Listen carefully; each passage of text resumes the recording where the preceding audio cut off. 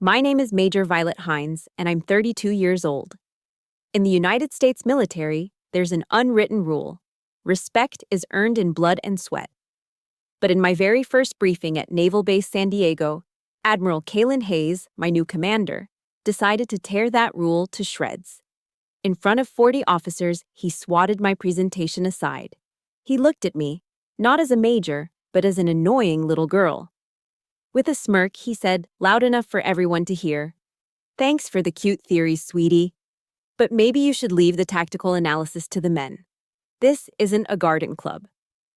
The room filled with a few awkward, stifled chuckles. A knot formed in my throat, but I stood my ground, ramrod straight. He didn't know that he had just insulted the one person who saved his own brother's life 7 years ago. And he had no idea that I wasn't about to let this go. If you've ever been dismissed, ever been pushed aside just for being who you are, let me know in the comments, hit that like button, and subscribe. Because this is the story of how one soldier taught an admiral the true meaning of respect. When the forced chuckles died out, the silence that followed was 1,000 times worse. It was a thick, heavy blanket that smothered the air in the briefing room. I could feel 40 pairs of eyes on me, a physical weight pressing down on my shoulders. Some were curious, trying to gauge my reaction. Some were pitiful, a look I despised more than open hostility. And some were smug, satisfied. I didn't look at any of them. I focused on a single point on the far wall, a small scuff mark on the sterile, off-white paint. My entire world narrowed to that single point, a tiny anchor in a sea of humiliation. My training kicked in, a lifetime of discipline taking over my body. Shoulders back, chin up, breathe. Don't let them see a crack in the armor. I could feel my own heartbeat, a frantic solitary drum against my ribs, a lonely battle rhythm in a room that had suddenly declared me the enemy. Admiral Kalen Hayes continued the briefing as if nothing had happened, as if he hadn't just professionally executed me in front of my new command. His voice droned on about operational readiness and deployment schedules, but to me, it sounded like the slow, grinding screech of metal on glass, setting my teeth on edge. I remained standing by the podium, motionless, a living statue in the middle of a storm he had created. In that moment, I wasn't an officer. I wasn't Major Hines, a decorated combat helicopter pilot. I was a target. A prop in his demonstration of power. The briefing finally ended. "Dismissed," Hayes barked, and the room stirred to life. Chairs scraped against the floor, binders snapped shut. A collective sigh of relief seemed to pass through the officers, but it was a relief I couldn't share. As they filed out, they moved like a school of fish parting around a rock, creating a deliberate, unspoken void around me. No one said a word. Not a single nod of acknowledgement. Lieutenant Paskins, a man who had been sitting right next to me just minutes before, suddenly became intensely focused on arranging his papers, shuffling them over and over until he could slip out a different exit, actively avoiding my path. That small act of cowardice, that blatant avoidance, stung more than the Admiral's public insult. The insult was a single, brutal blow. This was 1,000 tiny cuts. It was a clear, undeniable message, transmitted in the shared silence. You don't belong here. I walked alone down the long, echoing corridor, the sharp clicks of my regulation heels the only sound. It was a lonely, hollow sound on the polished linoleum. The wall of honor lined the hallway, filled with the official portraits of stern-faced admirals from decades past, their painted eyes seeming to follow me with silent judgment. I used to walk down hallways like this at the academy and dream of one day earning my place on such a wall. I had dreamed of a legacy built on skill and dedication. Now it felt like a walk of shame, a gallery of my failure. Each portrait was a reminder of the club I had just been publicly blackballed from. This wasn't a hall of honor, it was the corridor of my disgrace. My temporary office was more of a closet, a small windowless box with a metal desk and a single chair. I stepped inside and shut the door behind me, the slam echoing the turmoil inside my chest. For the first time since the briefing, I allowed myself to exhale, a ragged, shuddering breath that I hadn't realized I'd been holding. The recycled air tasted stale. I looked at my reflection in the small, cheap mirror hanging on the wall. The face staring back was familiar, the same sharp cheekbones, the same disciplined haircut. But the eyes were foreign. They were the eyes of a stranger, burning with a cold, contained fire I hadn't seen before. The Admiral's smirk flashed in my mind, the condescending way he'd emphasized the word, sweetie. It wasn't just a dismissal of my professional opinion, it was a deliberate stripping away of my rank, my identity, my dignity. It was designed to reduce me to a gender, to put me in a box that had nothing to do with my capabilities. I reached up and unbuttoned the collar of my uniform jacket, the crisp fabric suddenly feeling suffocating. As I shrugged it off, it felt impossibly heavy, like a suit of armor that had failed in battle. A wave of pure, hot rage began to rise from the pit of my stomach, burning its way up my throat. I wanted to scream. I wanted to put my fist through the drywall. But then, my father's voice echoed in my memory, as clear as if he were standing right there. When the engine screams, you keep a cool head, Vi. Anger is turbulence. It'll bring you down.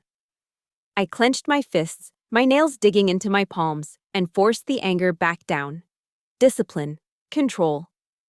I slumped into the chair and stared at the blank wall opposite me. The featureless beige paint began to blur, and my mind drifted away from the sterile confines of San Diego. It drifted north, far north. My mind was in Anchorage. I could almost feel the clean, sharp bite of the Arctic air, a stark contrast to the stuffy, filtered air of the base. I remembered the profound silence of a heavy snowfall, the only sound the soft hiss of the wind over ice. I remembered the feeling of freedom, of soaring in my Black Hawk over the vast, jagged expanse of a glacier, the machine and extension of my own body. Up there, in that endless white and blue, the sky didn't judge. The helicopter didn't care that I was a woman. The controls only demanded skill, precision, and nerve, things I had in abundance. They called my assignment to Alaska a hardship tour, a place where careers went to die in the cold. But I realize now, sitting in this suffocating little room, that it hadn't been a prison. It had been my sanctuary. The transfer orders to San Diego had felt like a promotion, a step up. Now they felt like a death sentence to that peace I had found. I wondered, sitting there in the echoing silence, if Kalen Hayes had any idea who I was, if he'd even bothered to read my file. Or was it simpler than that?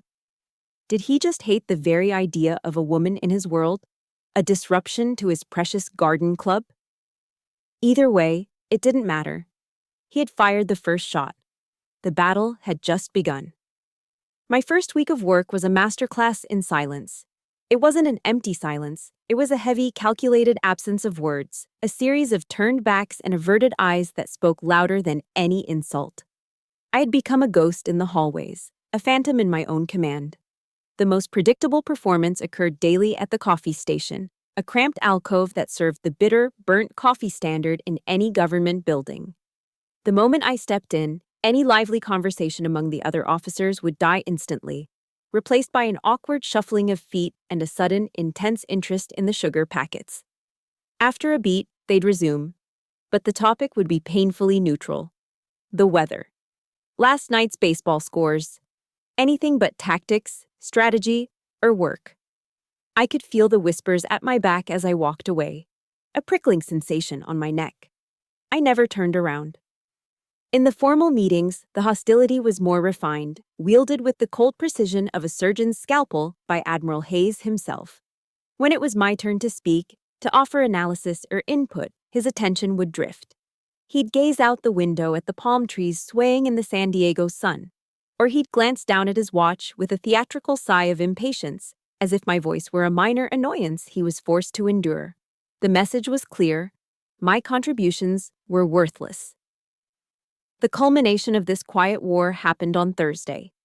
During a planning session for a complex training exercise, I presented a multi-point plan for integrating air and sea assets, focusing on new protocols that could significantly reduce response times.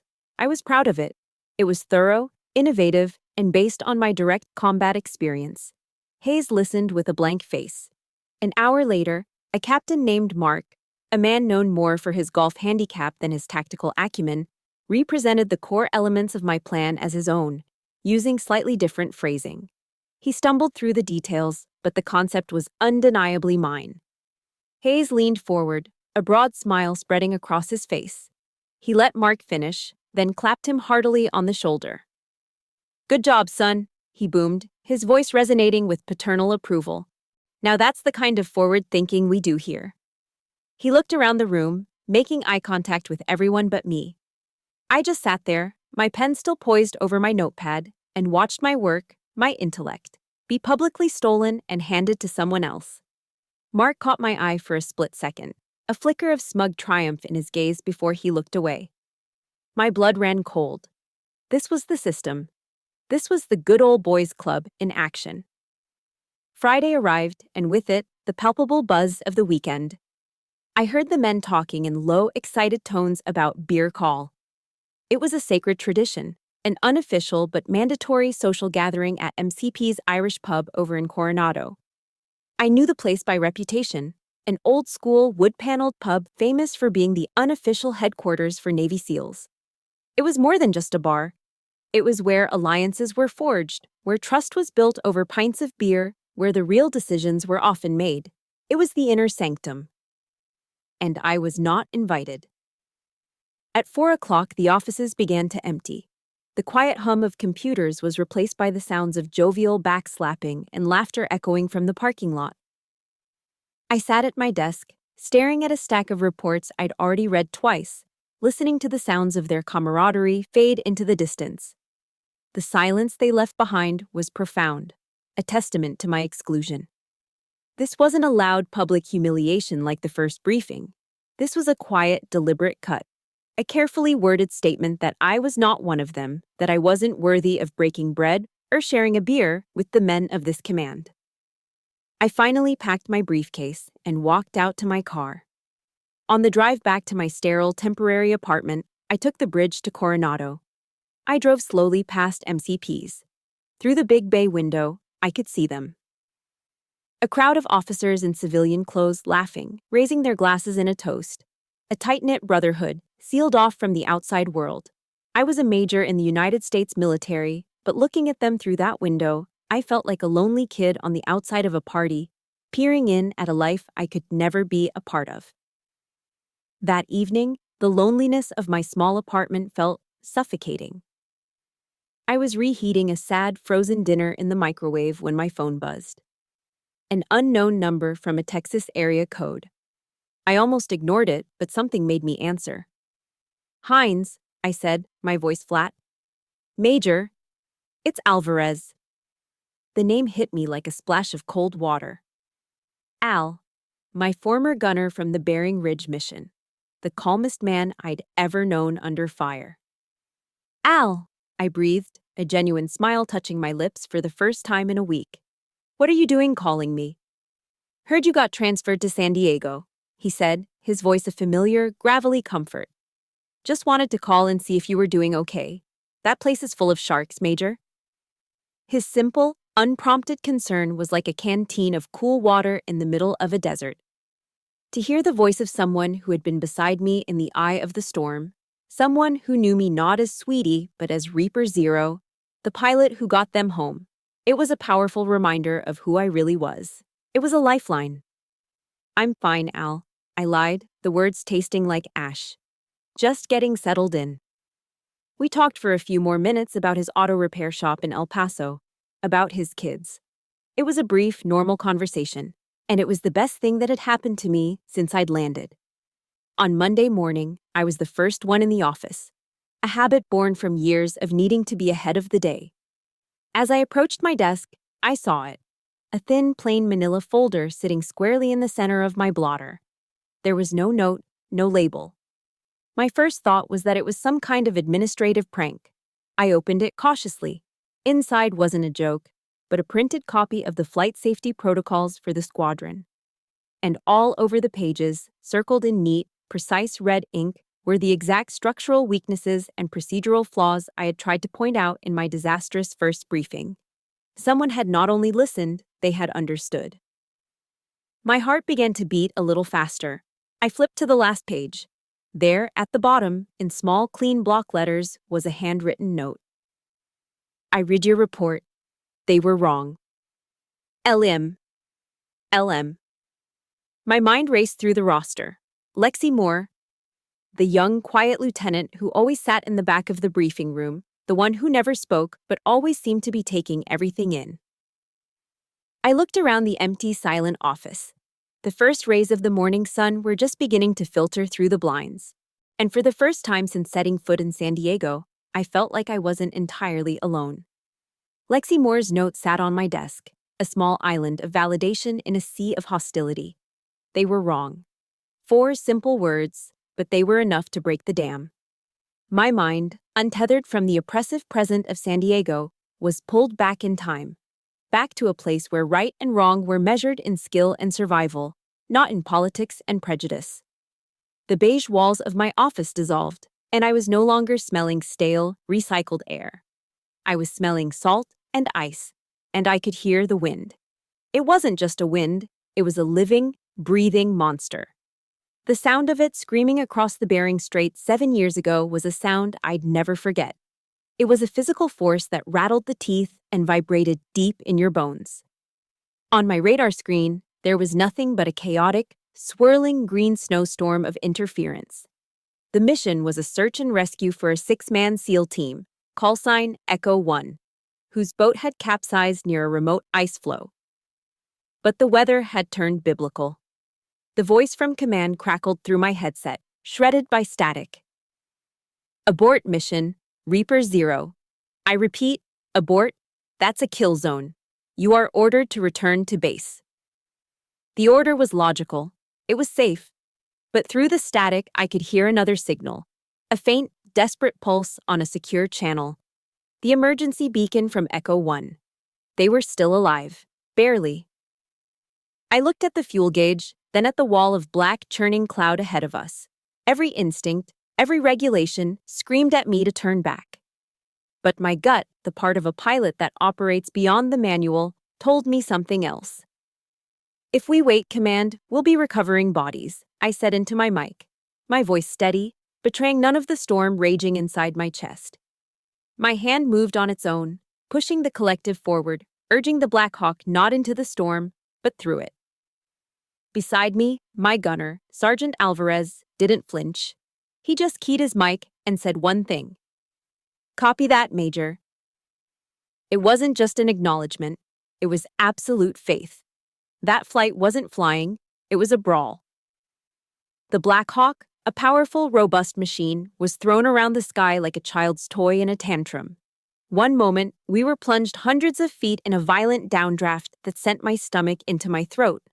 The next, we were thrust upwards with enough force to strain the rotor blades. Freezing rain and sea spray hammered the windscreen, instantly turning to a thick sheet of ice, blinding us. I had to fly so low that I could taste the salt of the monstrous icy waves crashing just below our skids, their peaks reaching for us like grasping claws. Navigation instruments were useless. I was flying on instinct, using the faint, ghostly light of the moon reflecting off the ice floes as my only guide. I was flying by the feel of the machine in my hands, a connection between pilot and aircraft that no simulator can teach you. Then, a sudden streak of red tracer fire ripped through the darkness from below, followed an instant later by the horrifying shriek of tearing metal. We'd been hit. Sparks erupted from the main console, and the cockpit filled with the acrid smell of burning electronics. Red lights flashed across the board. Hydraulics are gone, Alvarez yelled, his voice tight but controlled. We're losing pressure. The cyclic stick in my hand went heavy, unresponsive, like it was set in concrete. The aircraft began to lurch violently towards the sea. I threw every ounce of my strength, my entire body weight, into wrestling with the controls. I became a part of the machine, my muscles the new hydraulics, my will the only thing keeping this wounded metal bird from plunging into the Pacific's graveyard. By some miracle, I found them. 6 exhausted figures in tactical gear huddled behind a ridge of ice, their forms barely visible against the swirling snow. They were on the verge of collapse. The first man to look up was their leader, Lieutenant Michael Hayes. Even in the dim, chaotic light of our landing lamp, I could see the relief flood his ice-caked face. "You came!" he screamed over the roar of the wind and the groaning of my dying helicopter. My voice was firm, a promise delivered through the storm. Always. Landing that crippled Black Hawk on that uneven, fractured slab of ice was a feat that aviation experts would later describe in official reports as technically impossible. I didn't have time to think about the technicalities. I just did it. Alvarez laid down covering fire as the team scrambled aboard, their bodies so cold they were practically frozen solid, but they were alive. All 6 of them. On the brutal flight back, with the helicopter screaming in protest with every mile, Michael Hayes unstrapped himself and came forward to the cockpit. He took off his helmet, revealing a shock of wet, sandy blonde hair and bright, earnest eyes that seemed out of place in this hellscape. He leaned in close to be heard over the engine. "My brother's an officer, too," he shouted with a grin, a genuine boyish pride in his voice. "Admiral Hayes, he's the best there is." I just nodded, my entire being focused on keeping us in the air, on getting these men home. I registered his words, but they were just data points in the storm. It was only later that they would come back to haunt me. 7 months later, the news arrived. Lieutenant Michael Hayes was killed in action during a mission in Kachmak Bay, Alaska. A mission that went wrong in bad weather. A mission commanded by his brother. The call sign, Reaper 0, was officially given to me after that rescue. A general pinned a medal on my chest and said, "It's because you flew through hell and brought back men who were already considered dead." But for me, the name always carried a different weight. It was a constant, searing reminder. Michael Hayes died, and I didn't. I was the survivor. And I learned that day, in the cold, unforgiving skies of the North, that survival isn't always a victory. Sometimes it's a life sentence. Admiral Hayes no longer bothered with direct public insults. The open hostility of the first briefing was replaced by something far more insidious. The war had gone cold, shifting from overt attacks to a covert campaign of psychological warfare, and he was a master of it. He was rewriting history, and I was the villain of his new narrative. His weapon of choice was a mandatory risk management training session he held for all senior staff. And the primary case study? Mission Bearing Ridge. "Sometimes," he began, pacing slowly in front of the projection screen, his voice calm and authoritative, "mission success is not a product of skill, but of blind luck." His eyes scanned the room and settled on me for a fraction of a second, just long enough to ensure his point was made. An inexperienced pilot, disregarding a direct order, happens to succeed through sheer chance. We cannot build reliable strategy on such random occurrences. The words were like a slow-acting poison, seeping into the minds of everyone present.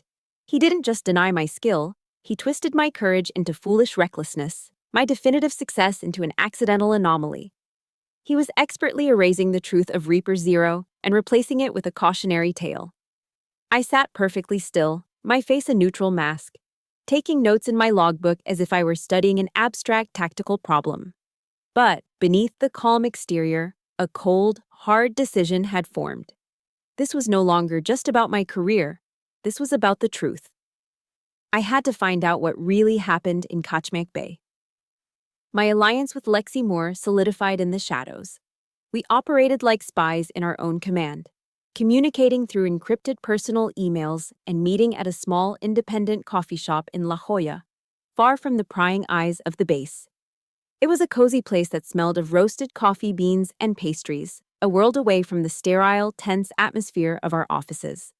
Lexi, with her logistics officer clearance, had access to different layers of the system and became my eyes and ears, my partner in this silent insurrection. "Everyone is afraid of him," she admitted one afternoon, stirring her latte, her eyes darting nervously towards the door. "But they also respect you. You're Reaper 0. What he's doing, it's not right." Her quiet loyalty was a powerful antidote to the isolation I felt. That day, sitting across from her, I realized I wasn't fighting alone anymore. I was fighting for her too, and for all the others who were too afraid to speak up. It was during that same week, late one night while scrolling through my tablet, that I stumbled upon a talk by Brené Brown, the famous researcher. She was talking about courage. Courage, she said, is about speaking your truth, no matter how much your voice shakes. My own voice had been silenced, so I would have to find my truth another way. That resolution led me to the base archives. It was a flagrant violation of every protocol, but it was a risk I had to take. Late at night, long after the last cleaning crew had gone home, I used my security clearance card to slip into the records facility. The room was kept at a constant, chilly temperature, and the only sounds were the low, electronic hum of the fluorescent lights overhead and the soft rustle of my own movements. The air was thick with the dry, dusty smell of old paper and ink, the scent of buried history. My target was the mission file for Operation Frost Serpent, the official name for the Kachmak Bay incident that took Michael's life. As I expected, the file had been sanitized. Most of the critical documents, after-action reports, threat assessments, were either missing or heavily redacted. Thick black lines, the work of an official redaction pen, covered entire paragraphs, leaving behind a mockery of a report. But I didn't give up. My father's voice echoed in my head, a lesson from my childhood spent fixing engines with him in our garage in Iowa. Always check the small stuff, Vi. The devil's in the details. So I went through every single page, my gloved fingers carefully turning the brittle paper. I was looking for anything. An anomaly. A smudge of ink. A coffee stain. Anything out of place. For hours, I found nothing. Discouragement began to set in. Maybe he had been thorough. Maybe the truth was gone forever. And then, I saw it. It was in a communications log, a dry, minute-by-minute record of radio traffic. One line, time-stamped just before the mission went critical, was blacked out. But unlike the other redactions, this one was different. The ink wasn't as thick. Holding my small tactical flashlight at an angle, I could just make out the faintest trace of letters underneath, the indentation left by the pressure of the pen on the page. My heart hammered against my ribs. This was it. I remembered an old intelligence trick. I carefully took a thin sheet of paper from a nearby printer and a pencil from my pocket. Placing the paper over the redacted line, I began to gently shade the area with the side of the pencil lead. My hand was shaking, but I forced it steady. Slowly, like ghosts emerging from the fog, the indented letters began to appear. First, a P, then an I, L, O, T. Pilot recommends abort. My breath caught in my throat. I kept shading, my movements now frantic. Overruled by Co. Overruled by the commanding officer. My mind raced. I quickly pulled up the mission's command structure on my secure tablet. There was only one person who could have held that title that day. The commanding officer for Operation Frost Serpent was Admiral Kaylin Hayes. I leaned back against a cold metal shelf, the reality crashing down on me with physical force. It all made sense. The pieces clicked into place with horrifying clarity. Michael hadn't died because of a storm or a mechanical failure. He died because his own brother, blinded by ambition or arrogance, had overruled a pilot's direct recommendation to abort.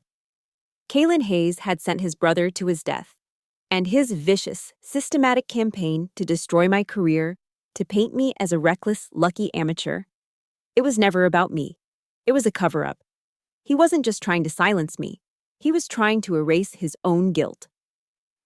The moment I discovered the truth in that cold, silent archive room, a timer started ticking. I didn't know it then, but my small act of defiance had tripped a silent alarm deep within the system, and the system was now moving against me. The first casualty wasn't me. It was Lexi. The very next day, she called me, her voice a frantic whisper over a bad connection. Vi, I've got orders. Emergency orders. What? Where? I asked, a cold dread washing over me. Guam, she said, and the word hung in the air like a death sentence. Guam. A remote Pacific outpost. It was a career dead end, and we both knew it. The official reason was a special operational requirement, a vague catch-all term that meant nothing and everything. It's a punishment, Vi. A warning, she whispered, her voice trembling. They know. They're watching us. Be careful. The line went dead. Not a disconnect, but a clean, sudden click. The call was cut. A chilling sense of dread crept up my spine. Kalen wasn't just defending his position anymore, he was on the attack. And he had just taken my only ally off the board, hitting me where I was most vulnerable, through the people I cared about. The fear I felt was now laced with a heavy, bitter guilt. I knew I had to move fast. That night, I went back to the archives, my objective simple. Photograph the comms log page. I needed a clear, undeniable copy of the evidence. I slid my keycard. The door clicked open, and I slipped inside, my heart pounding a frantic rhythm against my ribs. I navigated the maze of shelves back to the file for Operation Frost Serpent, file number 214. My hands were shaking as I opened the folder. I flipped to the comms log section, to the exact page I'd found the night before. But it wasn't there. The page was gone. An empty space remained, a void where the truth used to be. Someone had gotten here first. The silence of the room, once a comfort, now felt menacing. Every shadow seemed to shift, and I had the unnerving sensation of being watched from between the towering shelves of forgotten files. I backed away slowly, then turned and left, my footsteps echoing too loudly in the empty hall. This was no longer an investigation. The war had escalated into a desperate race against time. The next morning, the trap was sprung. I walked into my office at 0700, coffee in hand, ready to start my day, only to find two base security officers waiting for me. They stood at parade rest, their uniforms immaculate, their expressions as cold and hard as granite. "Major Hines," the older one said, his voice devoid of any warmth or respect. There was no greeting, no preamble. "On the Admiral's authority, you are to surrender your security pass and all government-issued electronic devices. You are officially under investigation by the Judge Advocate General's Corps for violation of security protocols and unauthorized access of classified materials." JAG. The word hit me like a physical blow. The military's legal arm. An investigation like this could end a career in a heartbeat. They offered no further explanation. They didn't have to. Their detached professional demeanor treated me not as a fellow officer, but as a common criminal. Through the glass walls of my office, I could see my colleagues watching, their faces a mixture of curiosity and fear. As I was escorted out of the building, a box with my personal effects in my arms, their eyes followed me. No one said a word. The silence was an indictment. The isolation was now absolute. I was suspended from duty, my movements restricted to the base. My life shrank to the four walls of my temporary quarters. That evening, unable to bear the confinement, I went for a walk through the deserted base grounds. The sun had set, casting long shadows across the empty parade grounds. As I passed a darkened parking lot, a black sedan with civilian plates pulled up silently beside me. The tinted rear window slid down with a soft whir. A man in a plain gray suit sat in the back, his face impassive, his eyes like chips of ice. He didn't look like a military man. He looked like something else entirely. "Major," he said, his voice a flat, toneless monotone. "There are some wars you can't win. Some truths are not meant to be known. Sometimes the best way to serve your country is to remain silent." He paused, letting the words sink in. "It's also the best way to protect yourself." The window slid up.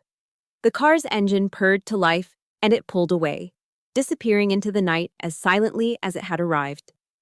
It wasn't advice. It wasn't a suggestion. It was a threat delivered with the cold, impersonal weight of an entire institution. The system had finally spoken, and its message was clear: drop it or be crushed. The message came through a burner phone, a single sterile text with a time and a location. Coronado Beach, sunset. No signature, but I knew.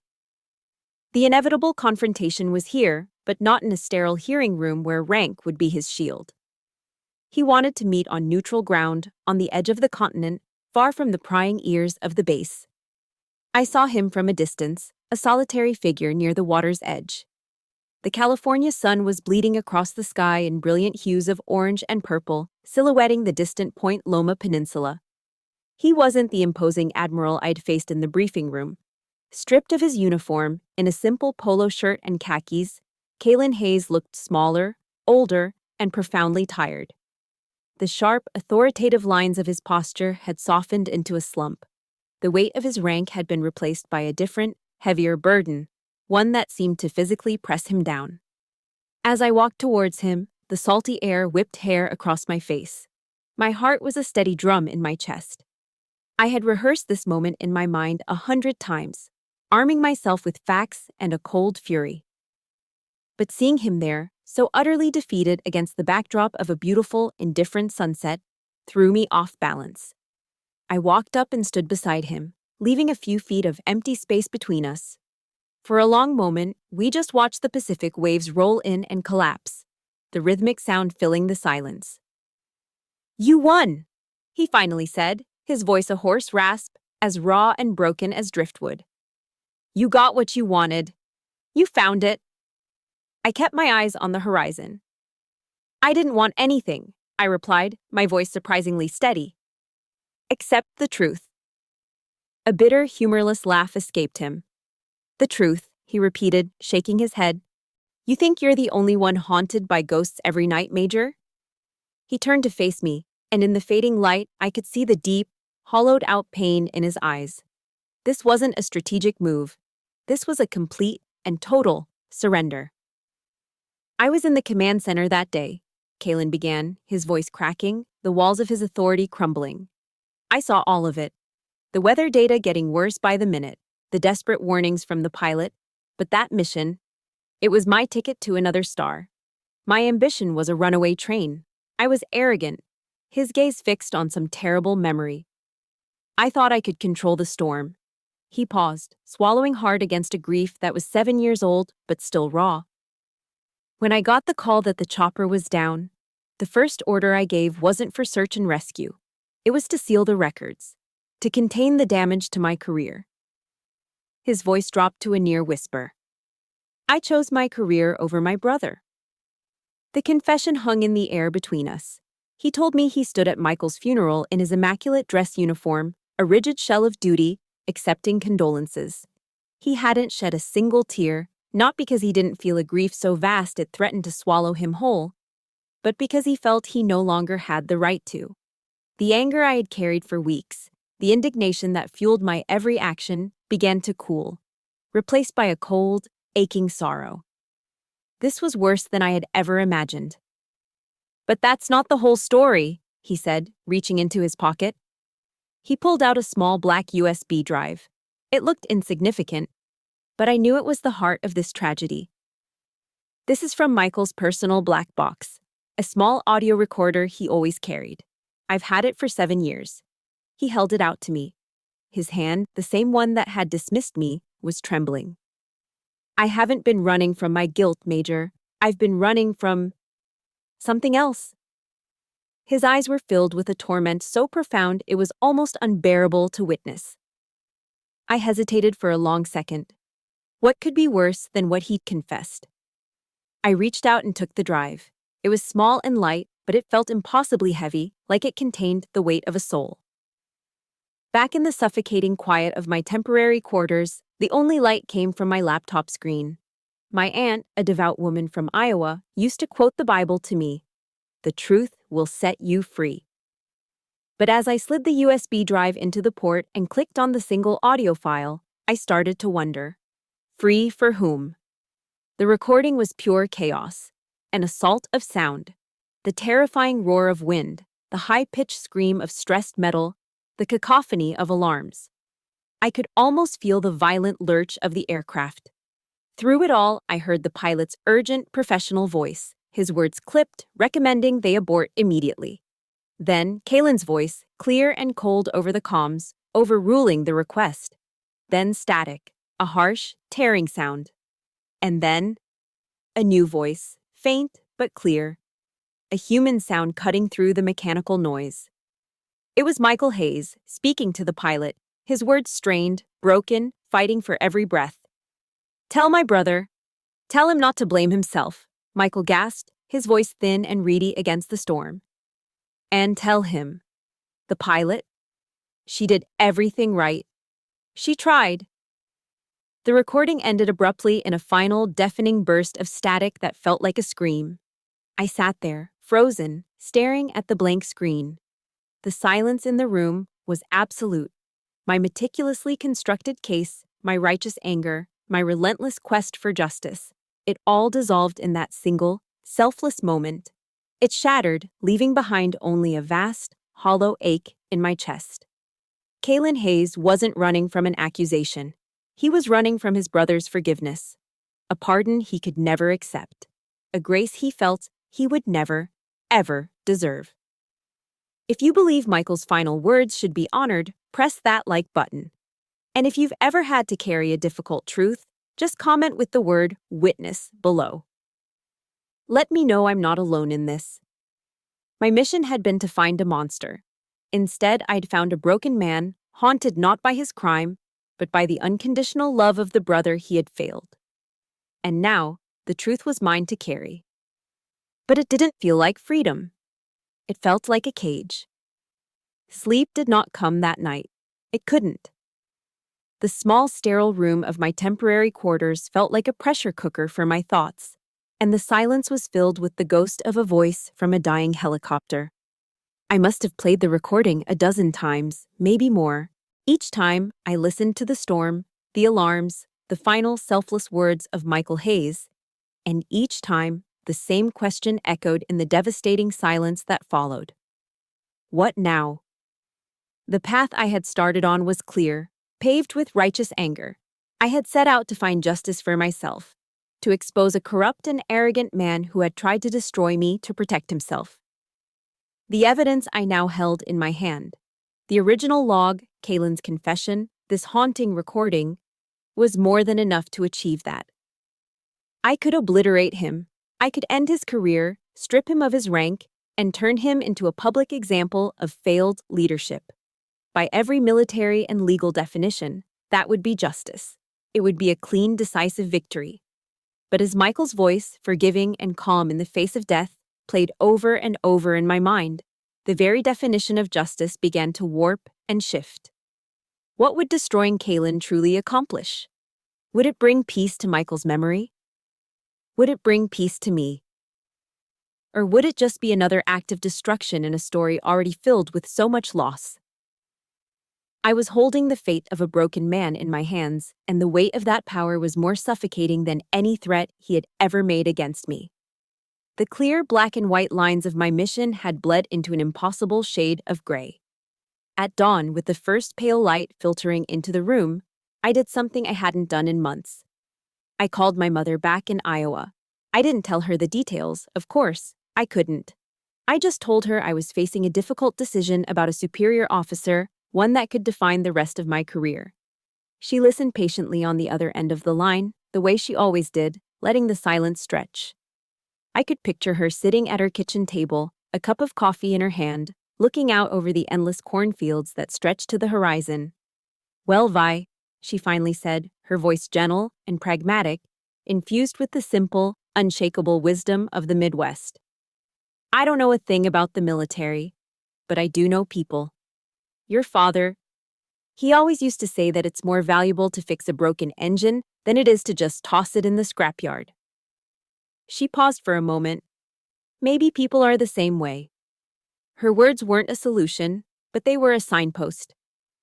After I hung up, I walked over to the small dresser and picked up the simple silver ring I always kept there. It had been my father's. He was a Boeing engineer, a man who lived by the laws of physics and tolerances measured in fractions of a millimeter. He wore this ring every day of his working life. I slipped it onto my thumb, the cool metal a familiar weight. I could almost hear his voice, a constant refrain from my childhood. "Precision, Violet, precision is a form of respect." For my entire career, I had interpreted that as a call to follow the rules, to execute maneuvers flawlessly, to be technically perfect. But as I stood there, turning the ring on my finger, I understood it differently for the first time. Precision wasn't just about flawless execution, it was about a correct diagnosis. My father didn't just replace parts. He understood why they failed. He respected the machine enough to understand its complexities. And that was it. My diagnosis of the problem had been wrong.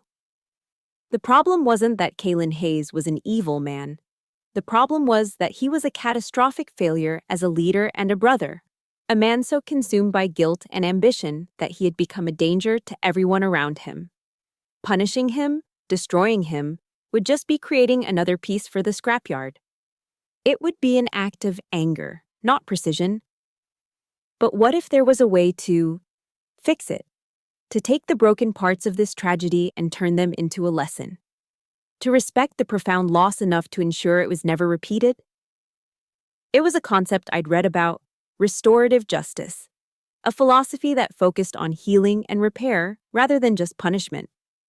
My choice became clear. The knot in my stomach loosened. I sat down at my laptop. My hearing was in 2 days. I opened a new document and began to write my final report. I laid out all the facts with the cold precision my father would have admired. Hayes's public humiliation of me, my covert investigation, the evidence he tried to destroy, his full confession on the beach, and the final exonerating words of his brother from the cockpit recording. I attached the audio file. It was a complete and damning account. But when I got to the final section, recommendations, I didn't call for a court-martial. I didn't demand his resignation. Instead, my fingers typed out a different kind of sentence. Recommendation that Admiral Kalen Hayes be reassigned to a teaching position at the U.S. Naval Academy at Annapolis. It is proposed that he be tasked with developing and instructing a new core curriculum course for senior midshipmen, tentatively titled Ethical Leadership and Command Responsibility Under Pressure.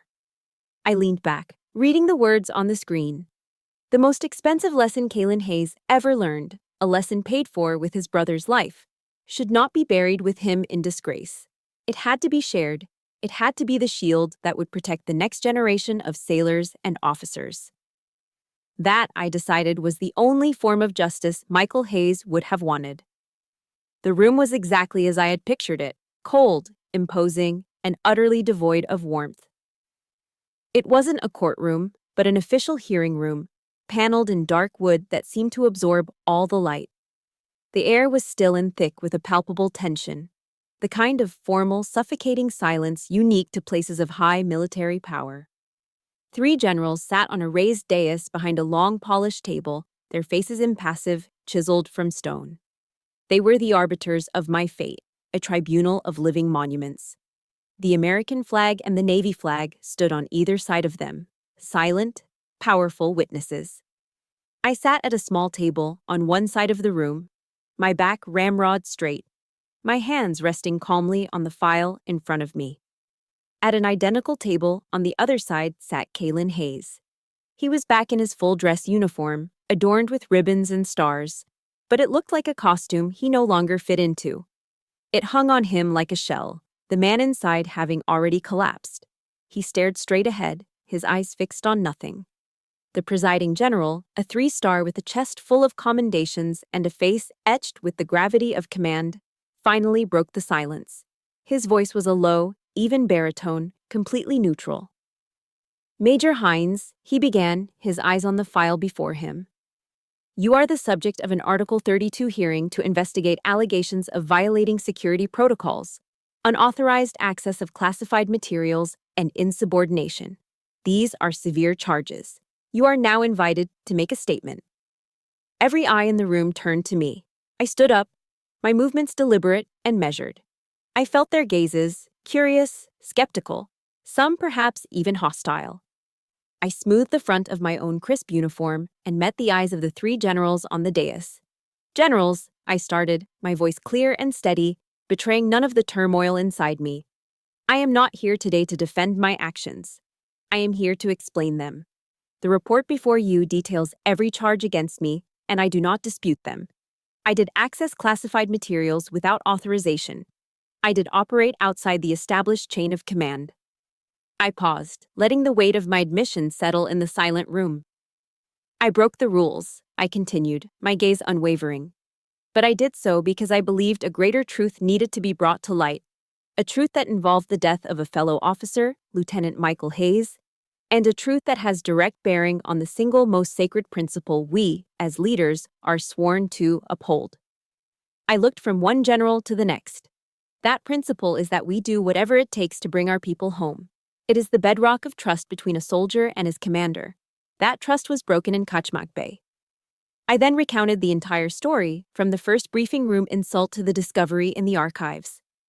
I laid it all out with the dispassionate precision of an after-action report. I detailed the systematic gaslighting, the covert investigation, the evidence that was deliberately erased. I did not, however, mention the USB drive. My promise to Kaylin was a private matter, a pact made between two survivors on a lonely beach. Michael's last words were not for a hearing, they were for his brother alone. My statement was the cold, hard skeleton of the facts. When I finished, a profound silence once again filled the room. I sat down, my part in the proceedings now over. The presiding general took a long moment, then turned his gaze from me to Kaylin. "Admiral Hayes," he said, his voice still a flat monotone. "Do you have a response to this testimony?" This was the moment everyone had been waiting for. A ripple of anticipation went through the room. They expected a denial, a furious counterattack from a powerful, cornered admiral. They expected him to tear me apart, to use his rank and reputation to discredit every word I had said. Kaylin Hayes stood up, but he did so slowly, as if his limbs were made of lead. He didn't look at the board of generals. He didn't look at the other officers in the room. He looked directly at me. "What Major Hines has stated," he began, and his voice, once so full of command and arrogance, was now broken, fragile, and utterly defeated, "is all true." A collective silent gasp seemed to be sucked out of the room. The air crackled with stunned disbelief. "I failed," he continued, his voice thick with a shame that was almost painful to witness. "I failed as a commander, and I failed as a brother.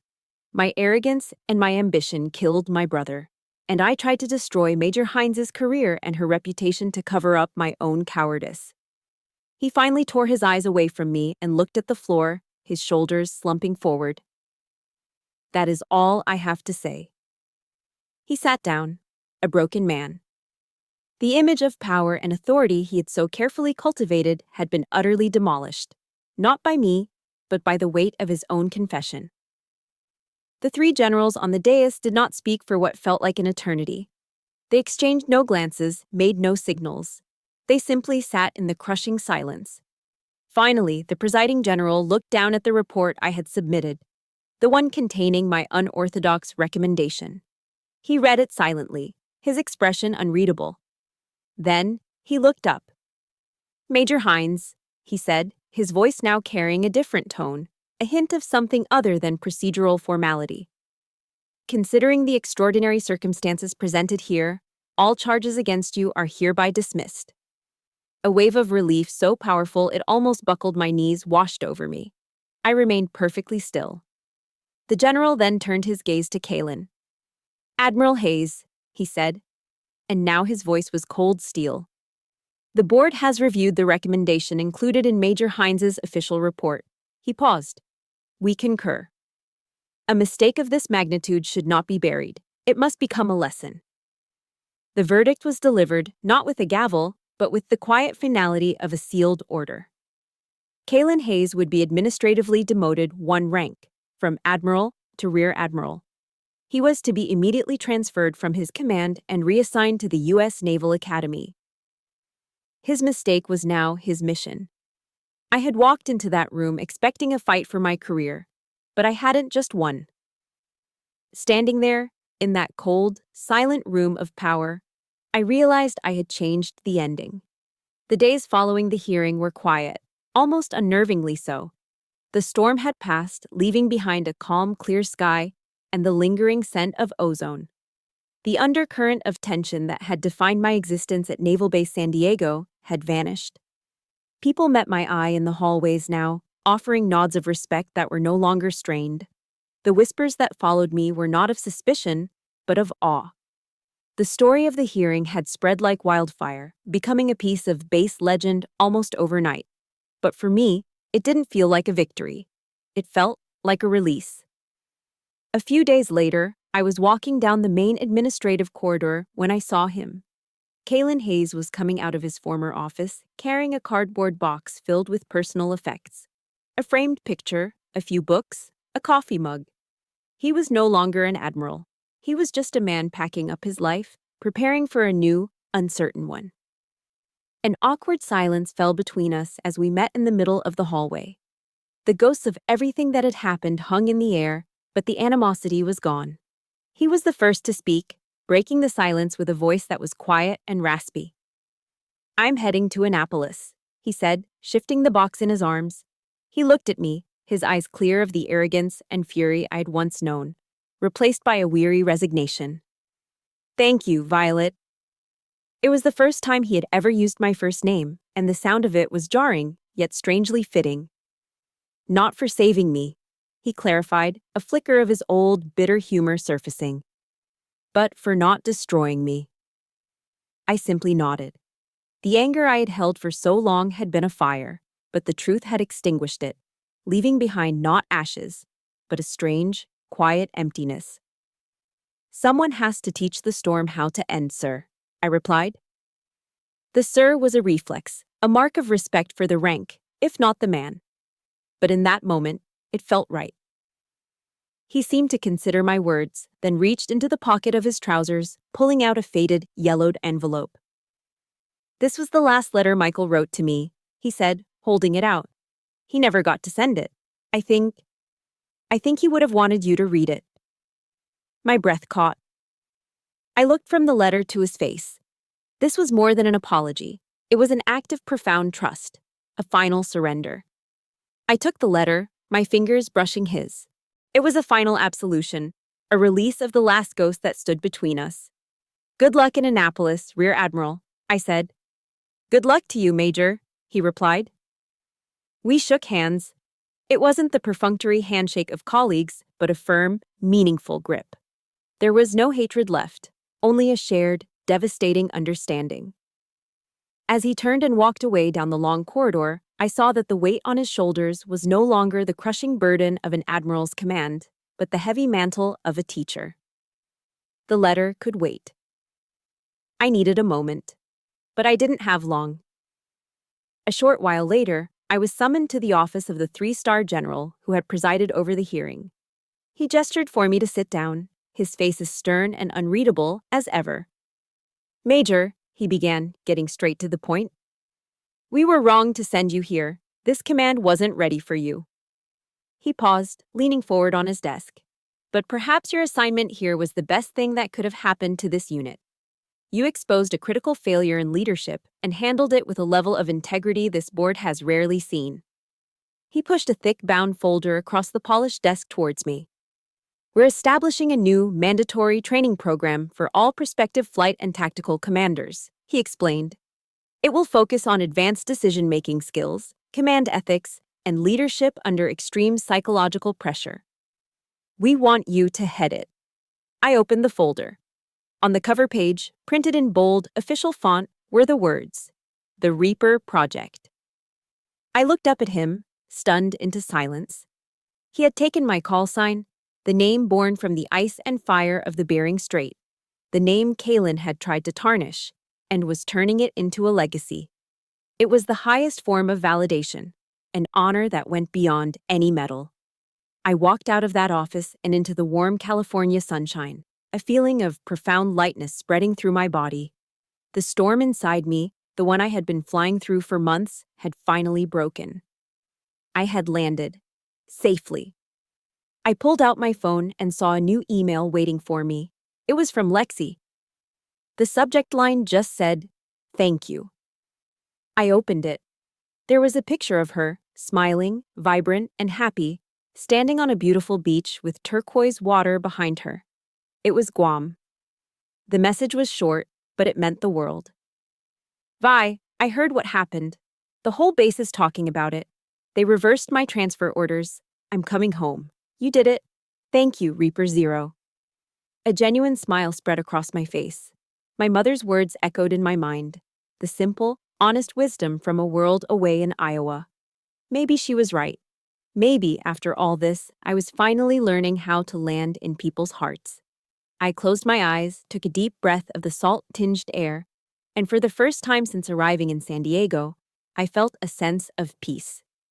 Time has a way of smoothing the sharpest edges of memory, turning battlefields into history and wounds into scars that tell a story.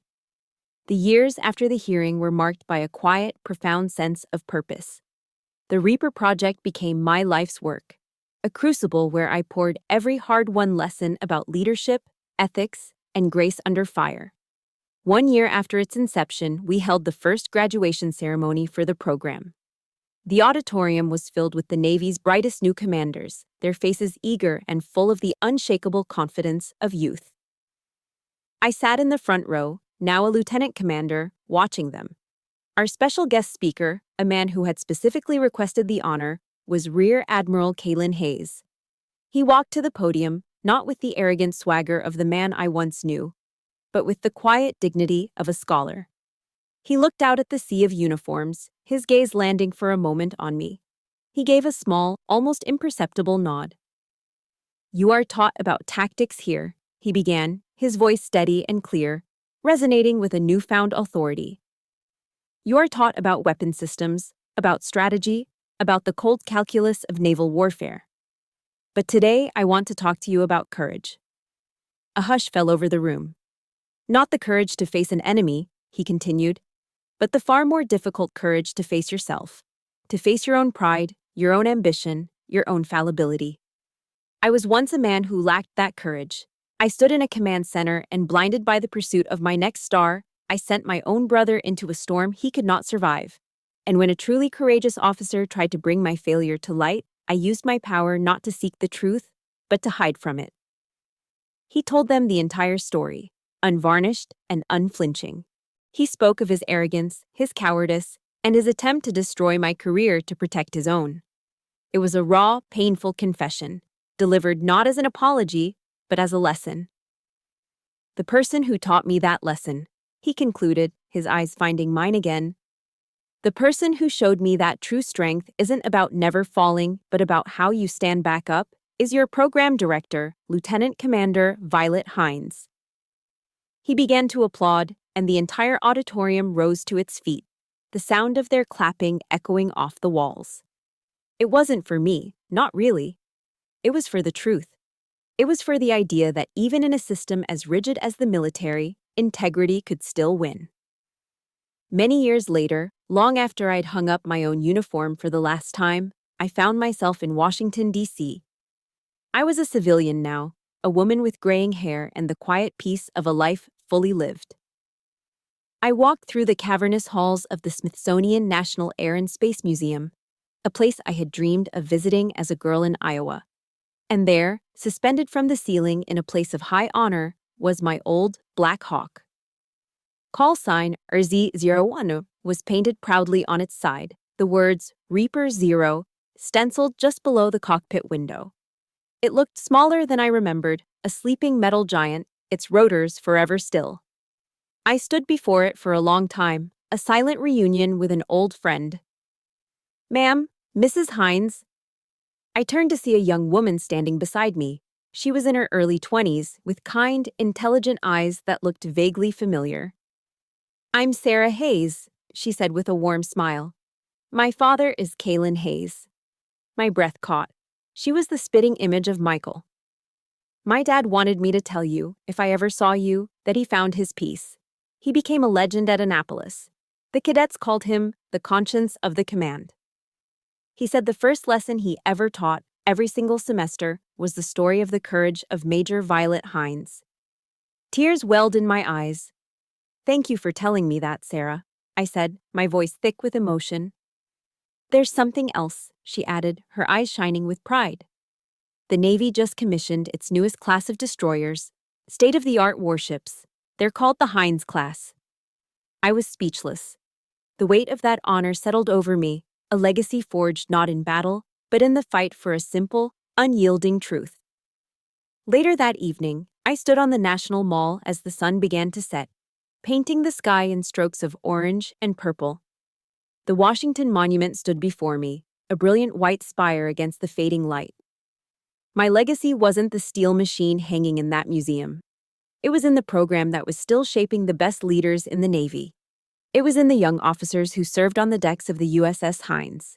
It was in a man who had found redemption and passed on its lessons.